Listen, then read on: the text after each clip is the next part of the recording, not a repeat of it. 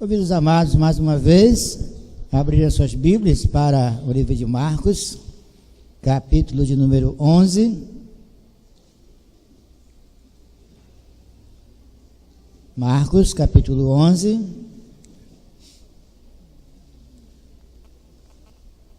Versículos de 20 até o 26. Sentados mesmo, faremos a leitura, em seguida uma oração. Diz assim: E passando eles pela manhã, viram que a figueira secara desde a raiz. Então Pedro, lembrando-se, falou: Mestre, eis que a figueira que amaldiçoaste secou. Ao que lhes disse: Tende fé em Deus, porque em verdade vos afirmo que, se alguém disser a este monte, ergue-te e lança-te no mar, e não duvidar no seu coração, mas crer que se fará o que diz, assim será com ele.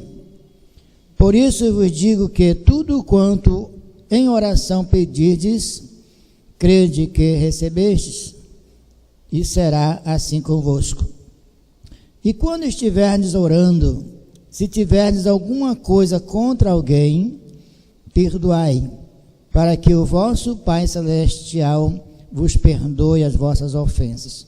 Mas se não perdoardes, também vosso Pai Celestial não vos perdoará as vossas ofensas.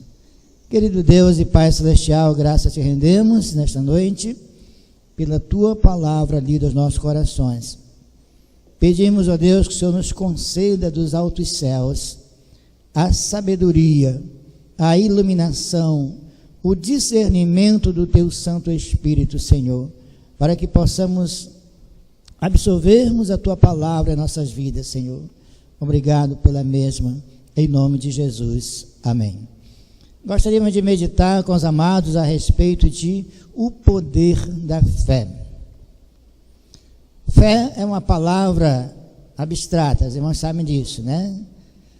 Mas como podemos mensurar a fé? Como podemos saber que uma pessoa tem fé ou não?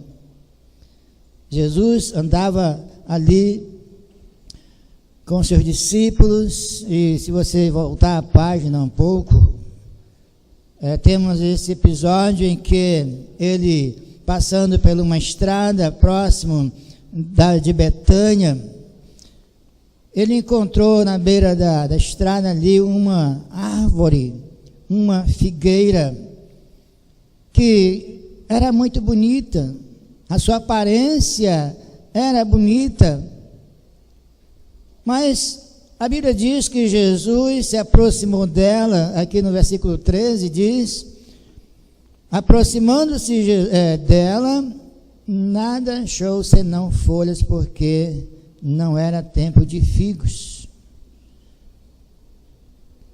Por que então Jesus se aproximou da figueira sabendo que não era a estação própria de figos?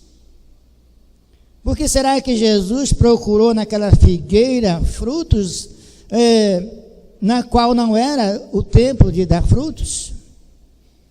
Porque era uma árvore enganosa. E Jesus queria mostrar esta lição para os seus discípulos. Aparentemente estava tudo perfeito com aquela figueira. Aparentemente tudo mil maravilhas com aquela figueira. Mas era falsa, era enganosa.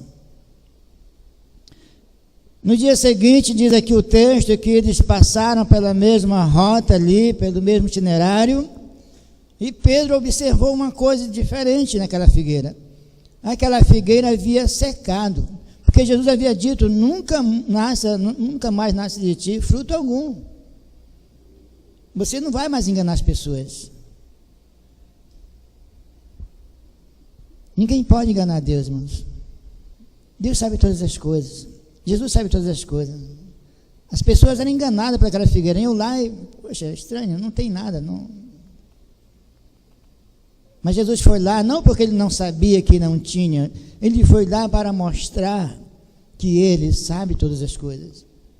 que Ele tem o poder sobre todas as coisas. E Ele também queria mostrar uma lição de fé para nós, para os discípulos da época também. Pedro disse: Senhor, aquela figueira murchou. Diz o versículo 21. Mestre, eis que a figueira que amaldiçoaste secou. Uma boa observação. Ela era tão bonita ontem estava mil maravilhas com ela, tudo perfeito, e hoje, cadê? Secou totalmente. Por quê? E Jesus utiliza-se desse acontecimento para nos ensinar a respeito da fé. E ele diz aqui no versículo 22, tende fé em Deus.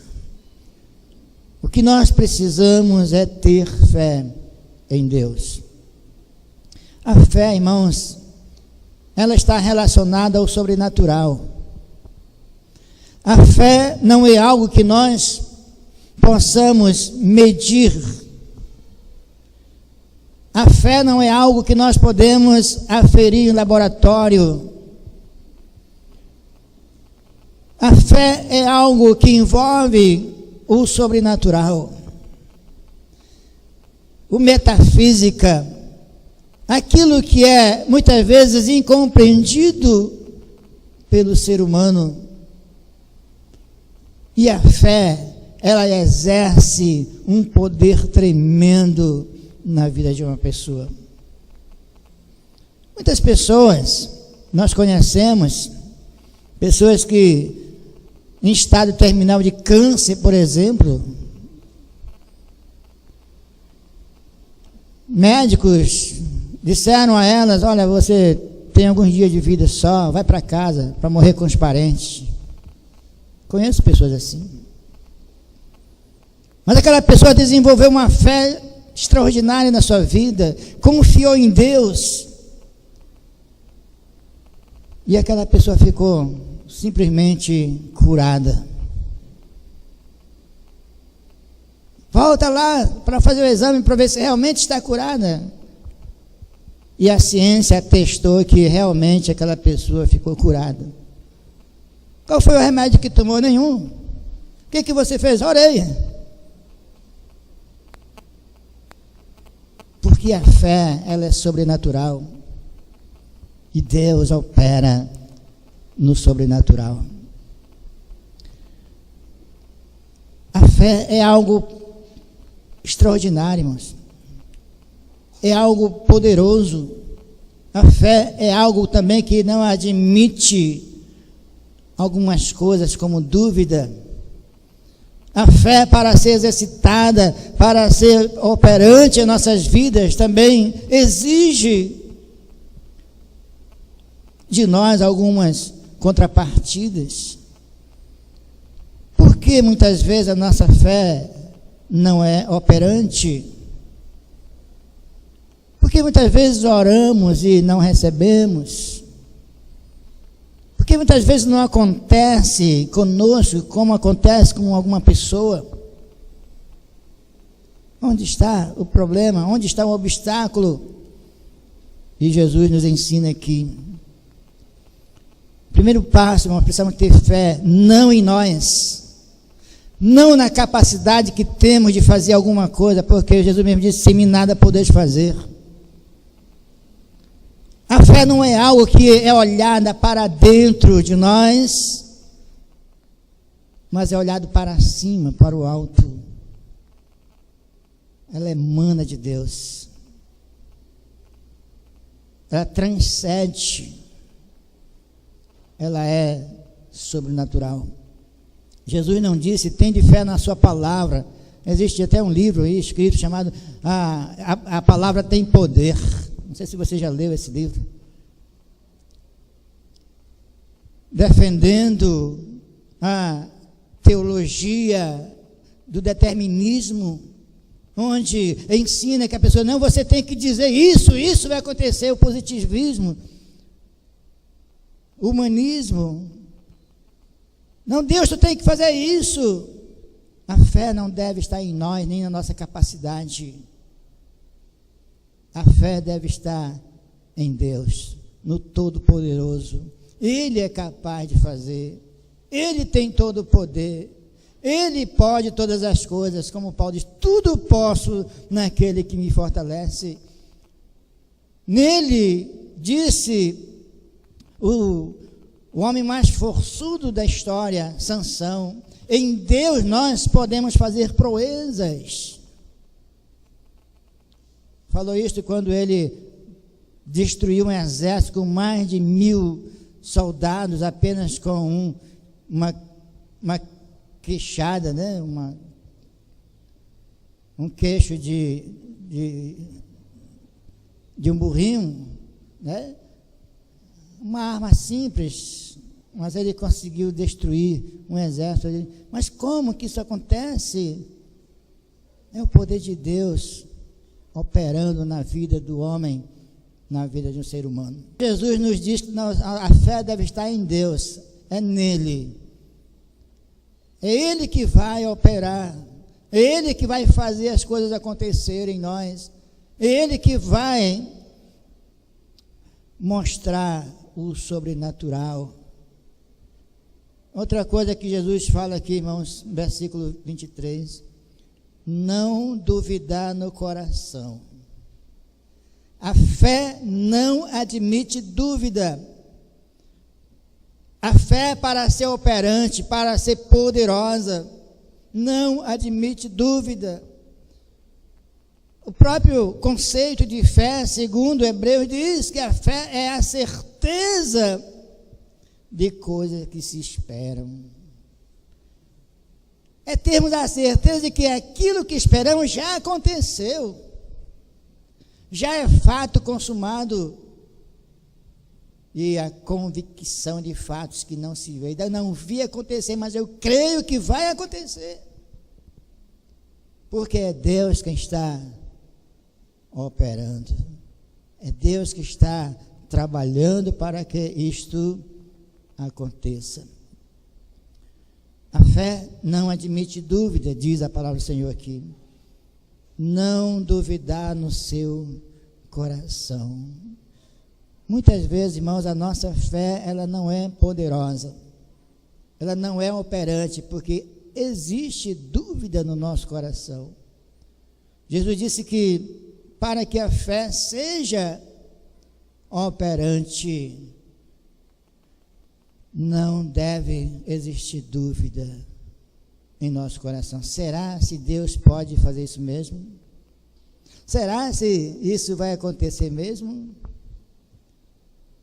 Será se eu vou poder fazer isso?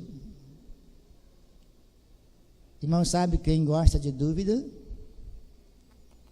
Qual é o ser que gosta de dúvida? De implantar dúvida? É o Satanás. A fé precisa de certeza. Diz ainda o Senhor Jesus, mas crê que isso se fará o que diz. Se nós cremos que algo irá acontecer, não porque nós temos a capacidade de fazer acontecer, mas porque Deus tem o poder de fazer acontecer, acontecerá. Porque não depende de nós, depende de Deus. E diz ainda o Senhor Jesus Cristo uma coisa aqui interessante no versículo 24: tudo quanto em oração pedirdes, crede que recebeste, e será assim. Jesus nos diz que essa fé, ela é operosa, ela é poderosa quando ela está baseada em Deus, na pessoa de Deus, quando não existe dúvida no nosso coração a respeito de tal coisa, e ela é exercitada por meio da oração. É por meio da oração que nós fazemos com que essa fé seja operante. Não pela nossa capacidade, mas pelo poder sobrenatural de Deus. Orar sobre uma pessoa que está enferma, por exemplo, será que ela vai ficar curada?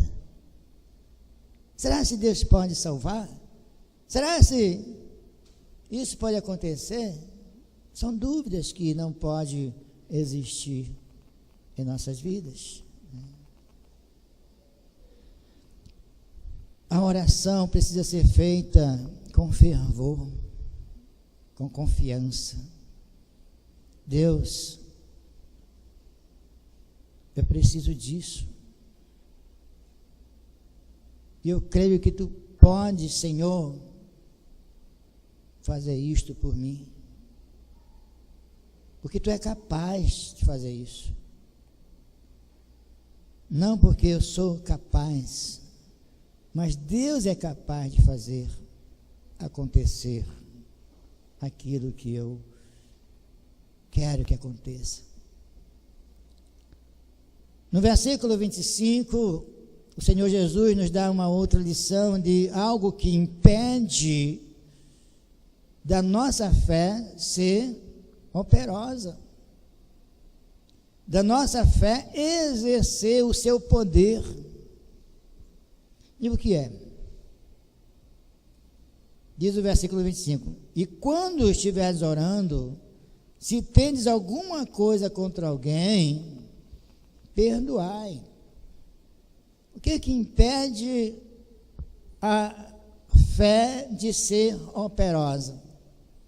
O que impede, segundo Jesus nos ensina aqui nesse texto, o que impede a nossa fé de ser operosa? Está aí no texto. O que é, irmãos? Ressentimentos negativos. Ressentimentos de relacionamento interpessoal. Deus, eu quero ser abençoado. Deus, eu quero. Como é que está o nosso relacionamento? Deus pode até operar a seu favor, mas Ele manda que primeiro você se dirija àquela pessoa ao qual você tem algum ressentimento e se acerte com ele ou com ela. Alguma ofensa precisa ser perdoado, precisa eliminar. Irmãos, isso aqui, não estou aqui para expor nenhum artigo científico, mas é provado isso, que pessoas que guardam ressentimento em seus corações sofrem, adoecem, as coisas não dão certo para ela, porque ela guarda a amargura em seu coração, não consegue perdoar as pessoas, não consegue fazer uma limpeza na sua vida, no seu coração. Isso impede a fé da pessoa. Isso impede da pessoa ser abençoada por Deus. Por quê? Porque guarda no seu coração ressentimentos negativos, amarguras, não consegue perdoar as pessoas, não consegue purificar sua vida de má consciência, não consegue limpar o seu coração daquilo que consome a sua vida. E isso tem resultados negativos. Inclusive, impede a fé de ser exercitada. E o Senhor nos ajuda ainda aqui dizendo: perdoai para que vosso Pai Celestial vos perdoe as vossas ofensas. Eu quero ser perdoado, mas eu estou disposto a perdoar aquela pessoa que me ofendeu? Será se eu estou disposto? Por que que eu oro e não acontece? Mas como está meu coração? Existem dúvidas, existem ressentimentos, existe amargura no meu coração. Preciso tirar tudo isso. Por que que a pessoa pediu e aconteceu e eu peço e não acontece? A fé dela é maior do que a minha? Talvez não, mas talvez o coração dela seja mais limpo do que o meu.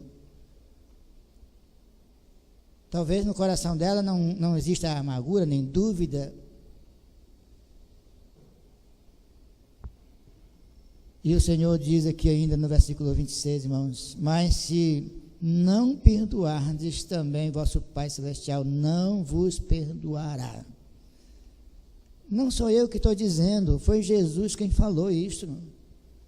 Se eu não perdoar aquela pessoa que me ofendeu, aquela pessoa ao qual eu tenho um ressentimento negativo para com ela, Deus também não vai me perdoar enquanto eu não procurar essa pessoa e não me reconciliar com ela. Não dizer: meu irmão, me perdoe porque eu tenho certeza que lhe ofendi. Ou talvez: meu irmão, me perdoe, eu não sei porquê, mas eu entendo que você não gosta de mim. Eu sinto que você tem antipatia para comigo, o que está acontecendo? Eu gostaria de saber. Porque eu quero lhe perdoar. Mas muitas vezes, irmãos, armazenamos esses sentimentos em nossos corações, e passa anos e anos, e nós não sabemos por quê que Deus não responde nossas orações. Por que que Deus não nos abençoa? Por que que a nossa fé parece que não serve? Parece que não tem poder, o qual a Bíblia diz que ela é poderosa. Jesus disse: se nós tivermos fé, ainda que seja do tamanho de um grão de mostarda. Mostarda é mais ou menos parecido com o nosso gergelim aqui no Brasil.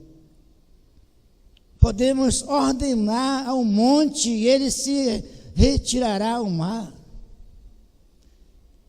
E neste mesmo texto, Jesus faz essa ilustração no versículo 23. Se tende fé em Deus, porque em verdade vos digo que se alguém disser a este monte: ergue-te e lança-te ao mar, e não duvidar, e não achar que isso é coisa impossível, isso acontecerá. Mas o monte que Jesus está se referindo aqui não é exatamente aquele monte de pedras, mas é o monte de sentimento e ressentimento que existe em nossos corações, que muitas vezes somos incapazes de conseguir perdoar alguém, de tirar esse sentimento negativos que impede de sermos abençoados de nossas vidas. Pessoas que não conseguem perdoar também são pessoas que não conseguem ser perdoadas. Pessoas que não conseguem perdoar o próximo, ao irmão, são pessoas também que não são abençoadas por Deus. Foi Jesus quem falou isso. Foi Jesus quem disse isso. Precisamos exercitar nossa fé, mas ela só será operante se nós atentarmos para aquilo que o Senhor nos disse. Primeiro, a fé tem que ser em Deus, não na nossa capacidade. Segundo, não pode haver dúvida em nossos corações. Terceiro, precisamos exercitar essa fé por meio da oração a Deus, porque Ele que tem todo o poder, Ele que pode todas as coisas, Ele que é capaz de fazer até aquilo, muito mais daquilo que pensamos ou pedimos, diz o apóstolo Paulo. E diz também aqui que devemos perdoar as pessoas. Devemos perdoar as pessoas. A gente sempre costuma brincar, né? Eu sempre costumo brincar com os irmãos mais íntimo, posso dizer, né? A gente, quando está em grupo, a gente brinca, né? Que determinada pessoa demora para morrer. Não é isso, pastor? Eu lembro que quando eu era garoto, assistia filme de Bang Bang, e aqueles vilões, eles demoravam para morrer, nem a morte queria ele. Porque gente ruim nem o inferno quer. E tem pessoas que sofrem, e sofrem, e sofrem, e sofrem, e sofrem, e sofrem, e não conseguem morrer. Será se não precisa refletir e perdoar alguém? Certa pessoa estava num leito de dor no hospital, sofrendo, mas sofrendo, mas sofrendo, sofrendo, sofrendo, e não conseguia morrer. Era tanto sofrimento que causou até um sentimento de pena por parte dos profissionais da saúde. Não é melhor dar uma injeção nessa pessoa e mandar ela embora? É muito sofrimento para uma pessoa só. E aquela pessoa não conseguia falar, não conseguia dizer nada. E um dia entrou uma pessoa lá naquele quarto. E quando a pessoa entrou, aquela pessoa respirou bem fundo. Aí quando a pessoa foi se aproximando e ele respirando mais forte, aquela pessoa respirando mais forte, até que chegou o momento de se abraçar e uma pessoa disse: me perdoe, meu irmão, por tudo que eu lhe fiz, mesmo não sabendo o que eu lhe fiz, mas me perdoe. E aquela pessoa respirou bem fundo e deu um sorriso bem feliz e partiu para a eternidade. Acontece na vida real isso, irmãos. Acontece. Faltava pedir perdão para poder partir em paz. Jesus disse que a falta de perdão prejudica a nossa fé. Precisamos, irmão, perdoar uns aos outros, assim como Deus nos perdoou, para que sejamos abençoados, para que a nossa fé seja realmente operante, para que ela possa exercitar o seu poder sobrenatural em nossas vidas, para que Deus possa atender as nossas orações. Incline em sua cabeça. E eu gostaria de, nesta noite, desafiar cada um aqui presente. Se você tem no seu coração algum ressentimento contra alguém, perdoe. Procure essa pessoa e diga: meu irmão, minha irmã, meu amigo, minha amiga, me perdoe por isto. Me perdoe. Eu quero ter paz. Eu quero que a minha fé seja operante. Eu quero que Deus continue a me abençoar, e agora abençoar muito mais, porque eu quero limpar o meu coração. Quero tirar toda e qualquer mancha do meu coração. Quero que Jesus limpe completamente o meu coração.